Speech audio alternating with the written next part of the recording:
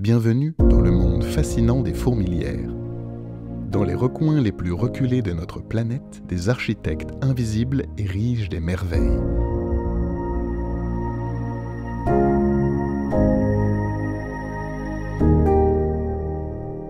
Au cœur des forêts, les Formica rufa érigent des dômes de brindilles. Partant d'une souche ou d'un tronc couché, elles apportent des matériaux pour permettre un réchauffement rapide du dôme, orienté vers le soleil.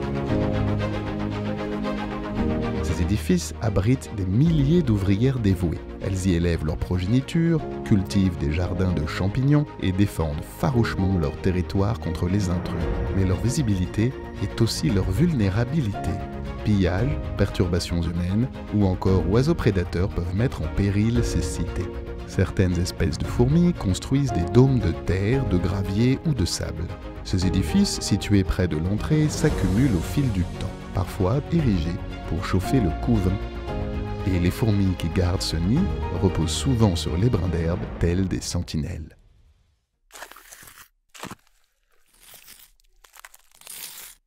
Dans les entrailles de la terre, des minuscules maçonnes travaillent d'arrache-pied. Les ouvrières transportent la terre pour façonner leur nid. La plupart des espèces de fourmis installent leur fourmilière sous terre. Être sous terre, c'est la garantie d'échapper à la plupart des prédateurs.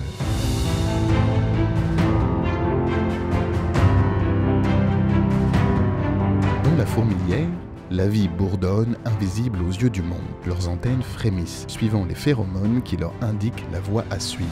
Elles aménagent des entrepôts de nourriture de façon méthodique. Rien n'est laissé au hasard. Elles s'échinent à garder la bonne température et le taux d'humidité idéal. Les fourmis peuvent ainsi contrôler la fermentation ou l'éviter totalement au besoin. Sous les dalles extérieures, les fourmis exploitent la température emmagasinée par la terre. Elles optimisent chaque espace, posant leur couvain dans ces salles chaudes à l'abri des regards. Cela permet à la reine de pondre dans des conditions optimales.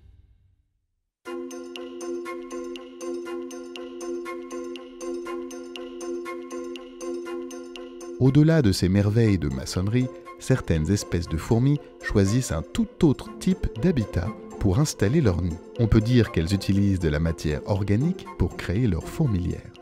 Les fourmis champignonistes vivent directement dans le champignon qu'elles élèvent. Elles creusent d'immenses réseaux de galeries et de salles. Leurs nids sont des labyrinthes de tunnels dans lesquels vous pourriez vous perdre. Certains sont dédiés à l'aération, d'autres au déplacement. Les fourmis transportent des branches, des feuilles ou des fruits. Elles s'en servent pour faire croître le champignon. Le champignon servira de nourriture et de nid aux fourmis. C'est le cas des fourmis coupeuses de feuilles que l'on retrouve de l'Amérique centrale à l'Amérique du Sud. Certaines fourmis préfèrent s'aménager des demeures dans des plantes spéciales. On les appelle les fourmis myrmécophytes. Ces végétaux, comme les tillandsia ou les acacias, possèdent des cavités où les fourmis organisent leur fourmilière. Il s'agit là d'une symbiose secrète entre plantes et insectes. Parfois, des espèces de fourmis s'établissent dans des vieilles charpentes ou des arbres pourris. Elles creusent leurs galeries, préservant leur intimité. Contrairement aux myrmécophytes, ces fourmis n'utilisent pas de plantes vivantes, mais optimisent tous les matériaux qu'elles peuvent trouver. Dans les arbres d'Asie du Sud ou d'Afrique centrale, les fourmis tisserandes ou fourmis vertes tissent des nids en liant des feuilles. La soie est produite par leurs larves. Les espèces du genre Eucophila sont les maîtres de cet art. Elles protègent les plantes des parasites et vivent de ce fait en symbiose avec la plante. Et si nous l'avons mis à part des autres fourmis myrmécophytes, c'est que leurs constructions valent vraiment le détour. Il en va de même avec les Polyraches dives.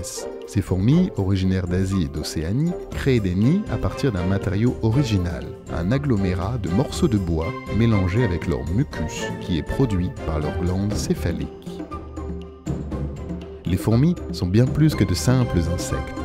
Elles sont bâtisseuses, cultivatrices, exploratrices. Leurs fourmilières, ces édifices merveilleux, nous invitent à percer leurs secrets.